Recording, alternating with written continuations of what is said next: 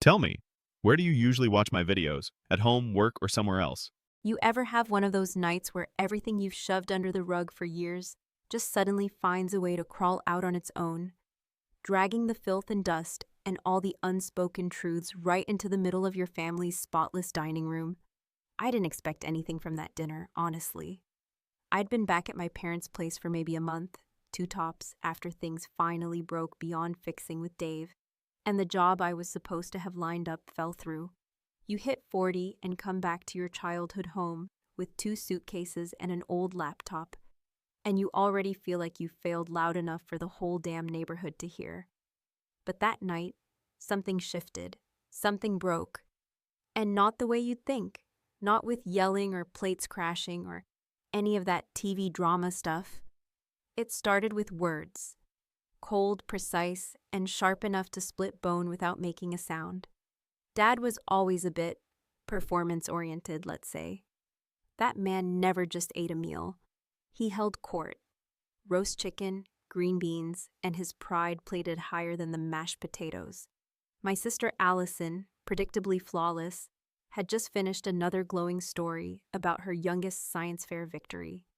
Gold medal, state level, pictures too. All smiles, no blemishes. She was in her usual spot, to the right of Dad, like a perfect trophy gleaming under the chandelier. And me? I was quiet. I was always quiet at these things. You learn to be when your silence is treated more favorably than your words.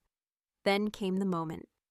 Dad dabbed his mouth with a cloth napkin, like he was the goddamn king of Connecticut, then turned his head slightly toward me without looking me in the eyes and said, "You know, some of us actually succeed in life." The pause after that? It was thick, heavy like cement in your chest. And right as I started to breathe in, just to find some reply, anything, he reached out his arm and wrapped it around Allison's shoulders, gave her this little half hug, the kind that says, "This one here, she's the real thing." I looked at Mom, nothing, fork still moving. Allison didn't say anything either, just smiled that way she does when she knows she's winning, but doesn't want to rub it in too obviously. So I got up. I didn't throw the chair back or slam my plate down. I just got up, picked up the plates like the help, and started doing the dishes. The sound of water and clinking porcelain filled up the silence they left behind. I didn't say a word. I didn't trust myself to say anything that wouldn't burn the whole damn house down. And maybe that's what surprised me the most.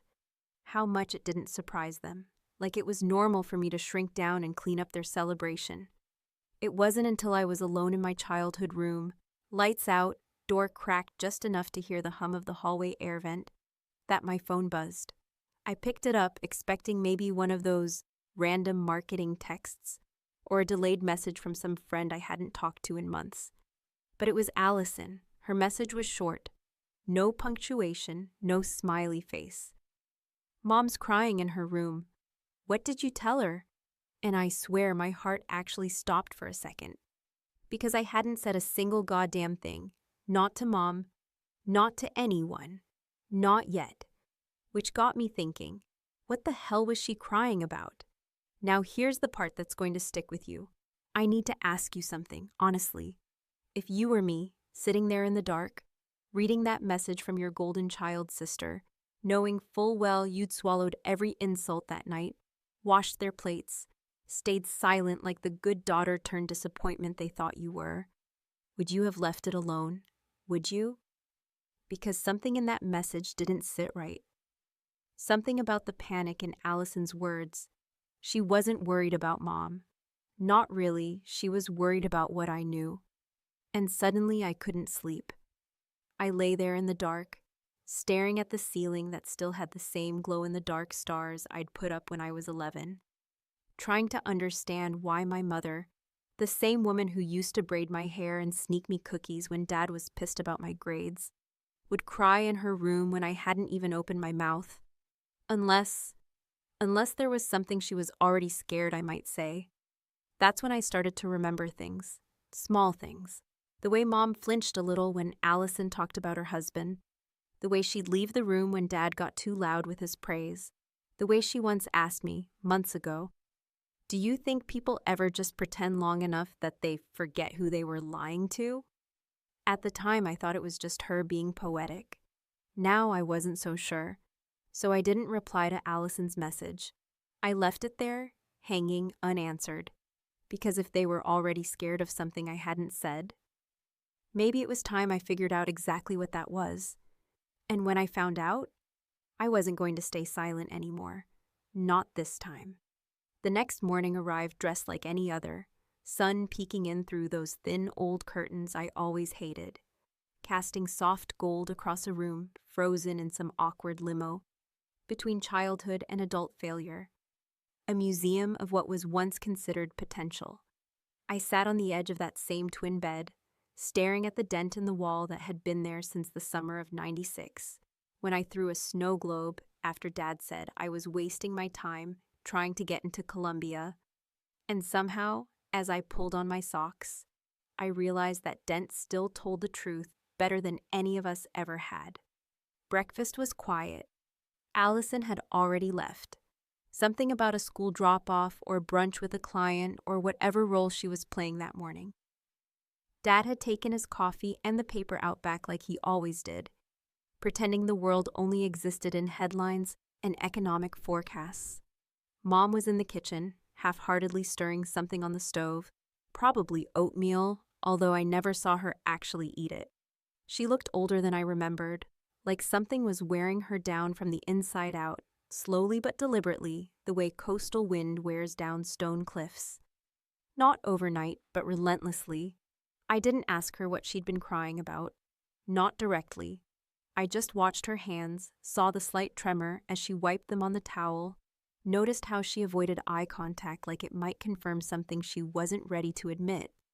And somewhere between sipping lukewarm coffee and pretending to read old junk mail, I felt the itch, that restless pull you get when you know there's a lie in the room no one wants to name. So after she stepped out to water the plants or cry in the laundry room or whatever excuse she used these days, I wandered into the garage, a space that had once been Dad's fortress of tools and unfinished projects, but had since become a graveyard of storage bins, tax boxes, and dusty memories shoved into corners no one wanted to revisit. I don't know what made me reach for that particular box. Maybe the faded masking tape that had photos 1980s, 2000s scrawled in Mom's neat, careful handwriting. Or maybe it was just that part of me still clinging to the idea that buried in all this mess might be something honest. I carried the box to the old folding table, blew off a layer of dust that made me sneeze, and started digging through the snapshots of our family's perfectly curated timeline. There were the usual suspects: birthday parties, vacations, school plays, all arranged with surgical precision, a highlight reel of smiles that now felt manufactured. Allison's face was everywhere, front and center, her bows always bigger, her costumes always shinier, her trophies always larger, and me, I was in the background, sometimes cropped, often holding a dog or a juice box or standing half out of frame, always a little blurred like the camera couldn't quite decide if I belonged in the picture. But then, tucked between an envelope marked Christmas '03 and a Polaroid from our grandmother's funeral, was something that didn't fit. It was a photo, glossy and sharp, of Allison sitting at a restaurant table, leaning just a little too close to a man I didn't recognize. It wasn't her husband, Mark. This guy looked younger, tan, expensive in that subtle way that only men in tailored button-downs can manage. She wasn't smiling for the camera. It was a candid shot, her hand on his, her body language unmistakably intimate. And in that split second of catching her mid-laugh, she looked more real than I'd seen her in years. I turned the photo over, heart already speeding up, and found a date written in Mom's handwriting, August 14th. No year, just the day. But I knew that date. That was the same weekend Allison claimed to be in Vermont with Mark and the kids for a wellness retreat. I remember because she'd posted a dozen photos of yoga mats, green smoothies, and scenic views, all of it staged, obviously.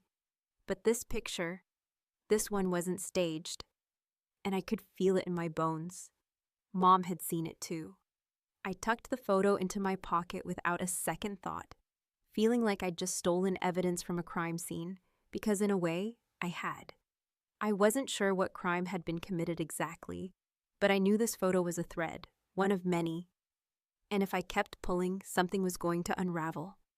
Back inside, Mom was back at the sink, scrubbing the same mug she always used, her back turned. I watched her for a second, then asked casually, "Hey, when was the last time Allison went to Vermont? Was that last summer?" She didn't answer right away. Her shoulders stiffened, her hands paused, and then she said too softly, "I think that was 2 summers ago." I didn't correct her, I didn't push, but I did notice the way she clutched the mug a little tighter and stared into the sink like it held all the secrets we weren't allowed to speak of. Later that evening, after dinner had been eaten and Dad had retreated to his recliner with a glass of scotch, Allison came by to drop off something for Mom. She acted normal, cheerful, too cheerful, said something about PTA meetings and how busy next week was going to be, but I watched Mom the entire time, her hands fidgeting with a dish towel, her eyes darting between Allison and the floor. Not once did she meet her daughter's gaze. And when Allison left, breezing out like she'd just blessed the house with her presence, I asked Mom again, this time a little more directly, "Do you ever feel like we're all just pretending things are okay?"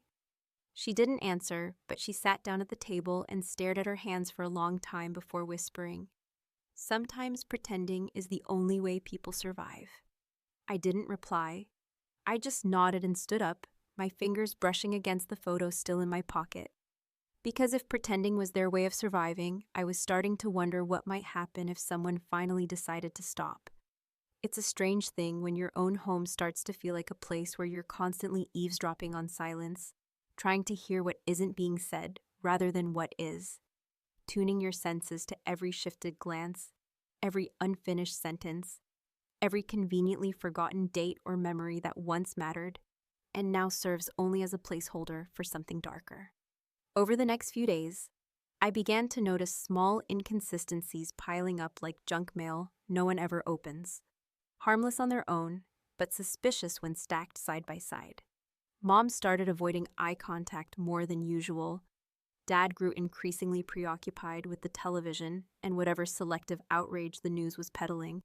And Allison, well, Allison maintained her perfect rhythm, always arriving with fresh perfume and dry-clean smiles, her laugh too loud, her hugs too brief, like a woman timing a performance down to the second. But what really pushed me into action wasn't just the photo or the vague tension floating through the house like secondhand smoke. It was what I found in the attic, buried beneath a stack of tax returns, mismatched lampshades, and one of those heavy plastic bins full of old electronics everyone says they'll eventually recycle, but never do. I wasn't even looking for anything. Honestly, I'd gone up there to get away, to sit in the dust and think without being asked why I was always so quiet lately, or when I was planning to get back on my feet. As if trauma worked on a schedule you could pencil into a wall calendar next to dentist appointments and oil changes. There was an old laptop, one of those chunky models from the early 2000s that still had stickers peeling off the cover, and a charger that looked like it belonged in a lab.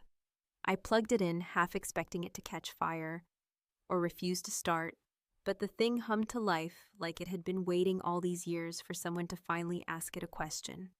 And that's where things started to come together in a way I didn't like. The login screen flashed a familiar name, Allison at M77. It didn't take much to guess the password. It was the name of her firstborn, capitalized and followed by the year he was born. Predictable, like everything else about her life. I shouldn't have looked. I know that. I should have shut it down and walked away, but the thing about suspicion is that once it settles in your bloodstream, you stop asking for permission and start digging with your bare hands. The desktop was cluttered, unorganized, surprisingly so, and scattered between folders labeled receipts, travel, and kids' art were documents and emails that painted a very different picture than the one Allison had been selling for years. She hadn't been in Vermont that weekend. She hadn't been at a retreat. She hadn't even been with her family. The hotel confirmations told a different story. matching the date on the photo perfectly, booked under her name, but with an additional guest listed as Mr. Dean Carter, a name I didn't recognize, but one that appeared more than once, in emails, calendar events, even in an unsent draft addressed to him with the subject line, "I can't keep this up." But what hit harder than the evidence of the affair, because let's be honest, that didn't shock me, was the PDF marked settlement outline. It was a preliminary draft from a divorce attorney, not just for separation from her husband, but for financial arrangements involving our parents' assets. That's when the full picture snapped into place. Allison had been moving money, not stealing, not yet, but lining up a financial lifeboat while keeping her golden child act perfectly intact. And from what I could see, she'd already spoken to Dad about refinancing the house. Not Mom, just Dad. The betrayal wasn't just in the lies. It was in the precision of it all. She'd built her entire identity on being the one who had it together, the daughter who never faltered, the wife, the mother, the career woman. And behind all of it was a contingency plan she never told anyone about. Or rather, she told just enough to the one person who'd always chosen her first. I closed the laptop slowly, sat back, and stared into the dim light filtering through the attic vents. My head spinning not just with what I'd found, but with what I could do with it. This wasn't just leverage. This was control. For the first time in years, I had something that couldn't be dismissed with a backhanded compliment or passive-aggressive sigh. And the best part? She had no idea I knew. That night, I printed a few pages. Nothing too direct, just enough to stir the pot. An anonymized email from a throwaway account, no subject line, no explanation. I slipped the printouts into an envelope and mailed it to an address I found in one of Dad's old address books. A cabin in Vermont that Mark's family had owned for decades, the same one Allison used in her fake alibi. I didn't sign it. I didn't have to. By the time dinner rolled around again, the temperature in the house had shifted. Mom was tense, more so than usual. Dad was quieter, his usual smug remarks curiously absent. Allison didn't show up that evening, claimed something came up, didn't say what. And me, I just passed the potatoes, smiled politely, and asked if anyone had checked the mail that day. Because sometimes revenge doesn't need to shout. Sometimes it just whispers and waits. There's a certain kind of silence that creeps into a house when the roles people have spent years perfecting begin to slip. When the practiced smiles no longer stretch far enough to cover the truth. And when the space between conversations is no longer filled with peace, but with suspicion so thick it hangs like humidity before a storm. The days following that anonymous letter, the one I sent with just enough venom to stir the edges of their carefully painted portrait, were quieter than usual, not in the way that's comfortable, but in that slow, simmering tension that grows between people who know something is wrong but haven't yet decided whether they'll confront it or pretend a little harder. Allison didn't return any of my texts, which wasn't a surprise, considering the last communication she sent me was a suspiciously chipper, "hope everything's good now," with a too-perfect emoji trail that reeked of someone trying to shut a door quietly, hoping no one heard it slam. I didn't push. She had enough to stew in, and the silence on her end confirmed that my message had landed exactly where it needed to. But what truly shifted the ground under my feet wasn't anything she did or didn't say. It was what I started to notice in my father. You see, my dad was never the type to be outwardly cruel. No, he specialized in a slower brand of erosion, the kind that wore you down with high expectations, low praise, and silence when you thought you most needed approval. He didn't scream, didn't hit, didn't accuse. He judged quietly, thoroughly, and constantly. He curated his identity around the idea that he was a provider, a leader, a man who had built everything we had from sweat and sense and solid investments, and to question that narrative was, in his mind, an act of disloyalty. But the cracks had been there long before I ever came home. I just hadn't looked closely enough to see them. One afternoon, while he was out on one of his habitual walks, which I suspected were less about exercise and more about checking the mail for any unexpected bombs I might have planted, I wandered into his study. It wasn't really a study, more like a shrine to himself. Mahogany desk, leather chair that creaked when no one was sitting in it, plaques on the wall from a decade past, articles framed that mentioned his name once or twice. It was the room where pride came to be displayed like armor. I wasn't looking for anything specific, but curiosity has a funny way of leading your hands to open drawers, even when your conscience tells you not to. That's when I found the folder, tucked beneath some outdated tax forms and a stack of World's Best Dad Father's Day cards. I'm sure he barely read when he got them. The folder was marked simply, Assets and Holdings, which sounded innocent enough until I opened it. There weren't pages and pages of account summaries, no stock breakdowns or real estate valuations like you'd expect from a man who'd always claimed he handled the money. Instead, there was a letter from the bank, dated almost 2 years ago, informing him that the mortgage on the house had been restructured due to missed payments. There was a notification of a defaulted business loan from the hardware store he sold 5 years ago, the same business he still bragged about retiring from early. And then there was a note, handwritten, scrawled in my mother's delicate but visibly shaking script, saying, "I told you not to borrow against the house again. This isn't just yours to gamble." That one line turned everything I thought I understood inside out. All these years, all the cold comments about how I hadn't achieved anything, all the dismissals and critiques, the favoritism he cloaked as fairness. It wasn't about me at all. It was about his fear, his failure. He projected it onto me like an old film reel because he couldn't bear to look at it directly. And the person he'd always claimed was irresponsible, unreliable, too emotional to handle life, was the same person he needed to deflect attention from the fact that he'd been slowly bleeding the family dry behind closed doors. I stood there, hands trembling, the weight of all those dinners, all those unspoken accusations, now cracking under the truth that this man, this self-made patriarch, was not the anchor we all believed him to be, but a drowning man gripping the people closest to him in a desperate attempt to keep up the illusion that he was still afloat. When he came home that night, I watched him more closely than I ever had before. Every comment, every sip of his drink, every cross-armed glance toward the television, it all carried a different meaning now. He wasn't disappointed in me because I'd failed him. He was angry that I mirrored back the truth of what he actually was, ordinary, flawed, and terrified of being seen that way. And Mom, oh, my mother, she moved around the kitchen like someone constantly counting seconds, not because she was in a hurry, but because she was running out of time. Her silence was no longer just a symptom of exhaustion. It was a choice. A choice to preserve the structure of a marriage built on financial lies, emotional neglect, and the one golden daughter who made it all look believable from the outside. Later that evening, I did something reckless. I asked my father, point blank, "How's the business doing these days?"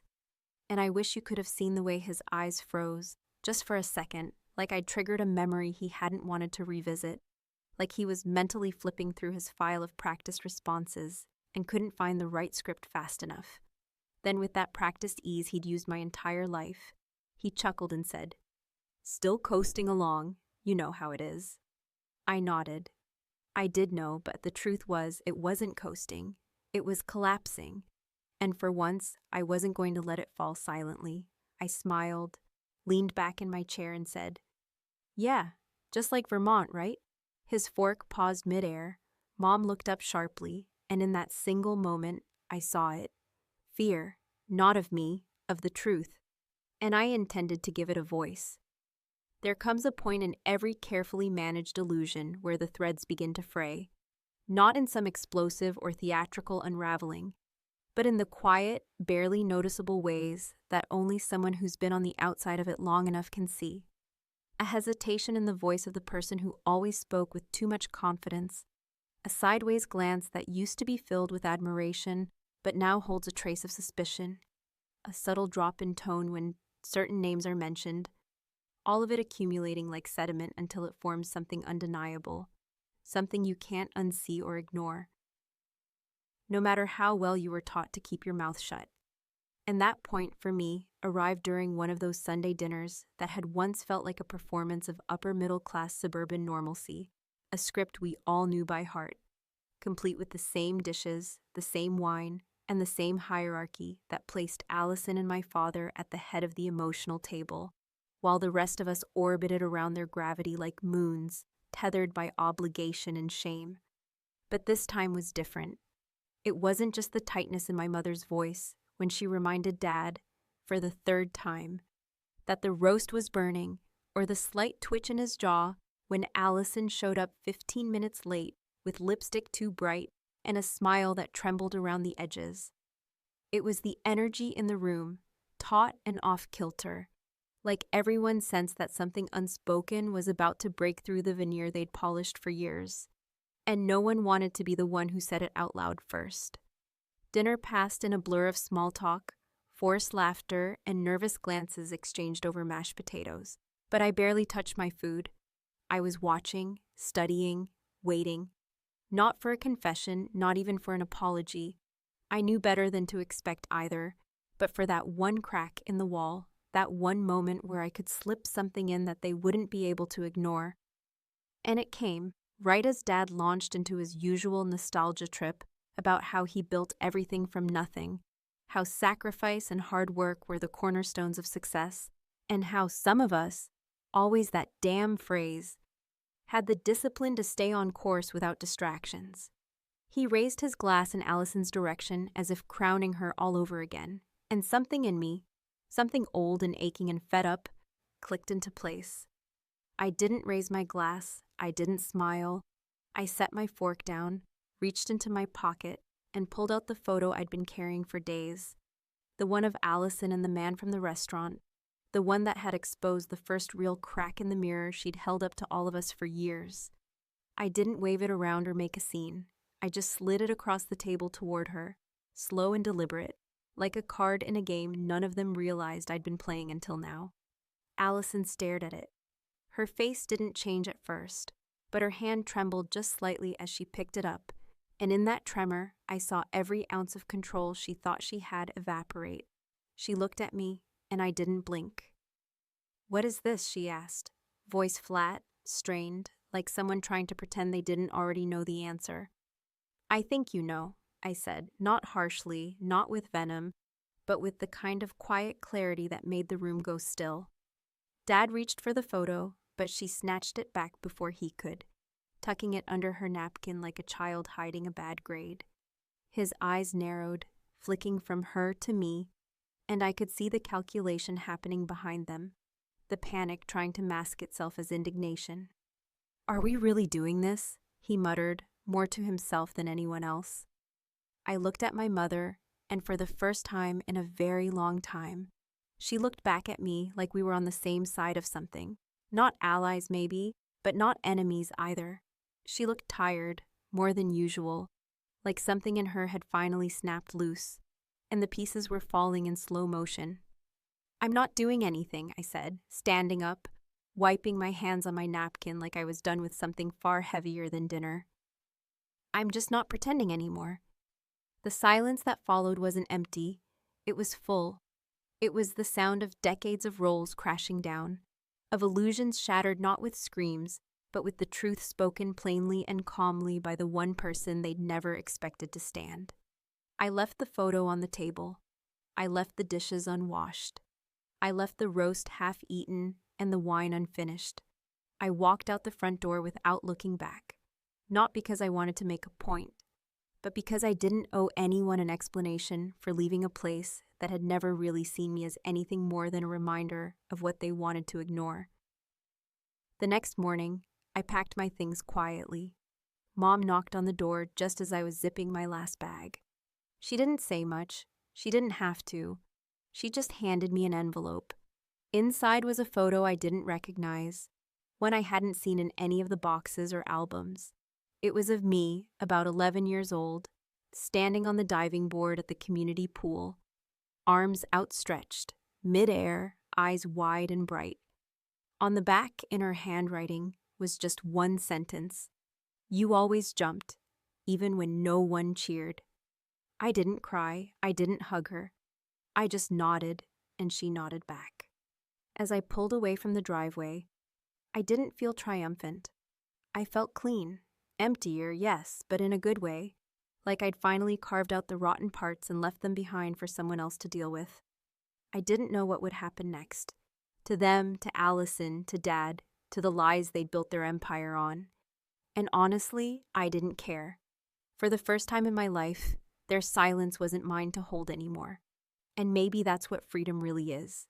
Not the absence of pain or disappointment or even family, but the moment you stop carrying what was never yours to begin with.